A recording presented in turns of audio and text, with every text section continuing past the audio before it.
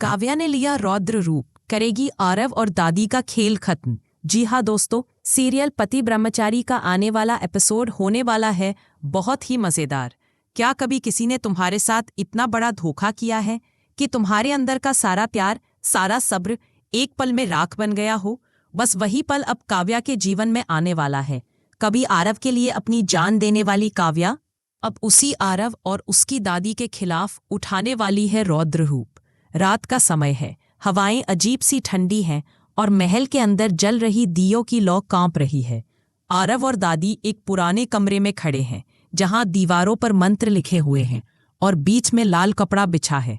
दादी धीमे स्वर में कहती है, आरव, अगर ये पूजा पूरी हो गई तो काव्या हमारे बस में आ जाएगी, वो कभी हमारे खिलाफ नहीं जा पाएगी। आरव चुप रहता है, उसकी आंखों में डर भी है और लालच भी।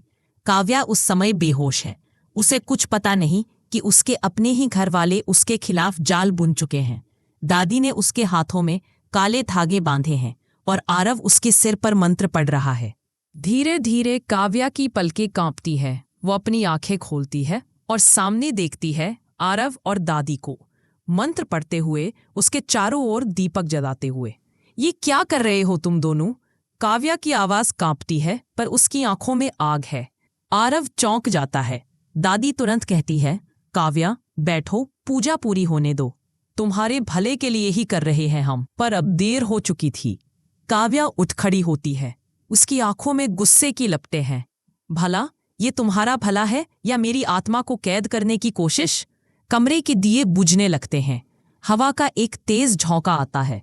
काव्या के काले कपड़े अब प्रतीक बन जाते हैं उसके क्रोध का। वो चिल्लाती है, तुम दोनों ने मेरा विश्वास तोड़ा, अब मैं तुम्हारे हर पाप का हिसाब लूंगी। आरव घबरा जाता है। काव्या प्लीज, ये सब दादी ने कहा था, मैंने तो बस तुमने मेरे प्यार को खेल बना दिया आरव। अब देखो, यही खेल तुम्हारे अंत का कारण बनेगा। दादी मंत्र पढ़ने की कोशिश करती है पर काव्या के गुस्से से जैसे पूरी हवा में बिजली सी फैल जाती है। दादी पीछे हटती है। ये औरत नहीं, आग है। तभी दरवाजा जोर से खुलता है। अंदर आती है खुशबू, वही जो हमेशा काव्या का साथ देती आई है। काव्या संभल जा, वो चिल्लाती है पर काव्या की आंखों में अब सिर्फ लाल रंग दिखाई देता है। खुशबू, ये दोनों अब नहीं बचेंगे। इन लोगों ने मुझे धोखा दिया है। खुशबू उसके पास आती है, उसके कंधे पर हाथ रखती है। काव्या, तू अपनी ताकत को विनाश में मत बदल, उन्हें उनके कर्मों से सजा मिलेगी। तू बस सच उजागर कर। काव्या धीरे धीरे शांत होती है लेकिन उसकी आवाज ठंडी और कठोर हो जाती है। ठीक है खुशबू, अब सजा इनको वक्त देगा और वक्त मेरे साथ है। आरव जमीन पर गिर जाता है। काव्या, मुझे माफ कर दो, मैंने गलती की पर मैं तुम्हें खोना नहीं चाहता था। आरव उसकी तरफ देखती है। तुमने मुझे पहले ही खो दिया आरव, उस पल जब तुमने मेरी आंखों में झूठ बोला था। दादी रोती है, हमने तो बस घर को बचाने के लिए किया था। काव्या कहती है, जो घर प्यार से चलता है वहां षड्यंत्र की जरूरत नहीं होती। दादी, अब ये घर मेरे रौद्र रूप से नहीं, मेरे न्याय से जलेगा। अगली सुबह घर में सन्नाटा है। आरव कमरे में अकेला बैठा है, दीवारों को देखता हुआ। काव्या और खुशबू मंदिर में खड़ी हैं।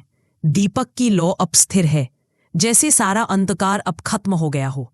काव्या धीरे से कहती है, कभी कभी सच्चाई इतनी कड़वी होती है कि उसे स्वीकार करने में पूरी जिंदगी लग जाती है, पर अब मैं सिर्फ खुद के लिए जीऊंगी, बिना डर के, बिना धोखे के। तो दोस्तों, क्या अब आरव सच में अपनी गलती का एहसास करेगा? क्या दादी अपने किए पर पछताएगी? और क्या काव्या का ये रौद्र रूप उसके जीवन की नई शुरुआत बनेगा या एक और तूफान की शुरुआत? कमेंट में बताइए, आप किसका साथ देंगे, काव्या का न्याय या आरव का पछतावा?